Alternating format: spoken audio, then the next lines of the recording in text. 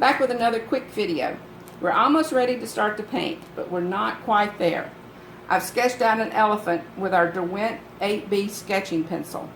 I've been interested in elephants lately, so we'll paint elephants for a while. That's my inspiration. In my workshop, somebody always asks, what's your inspiration? Where did you start? How did you know what to paint? It's whatever you're interested in. You just start something. Paint something. That will lead to something else. This piece in the back has got an elephant on it. It's got my bird cages. It's got the girl in the black and white stripe. It's got birds. These are all other series that I've done, and I just combined them into one painting. You've got to start somewhere.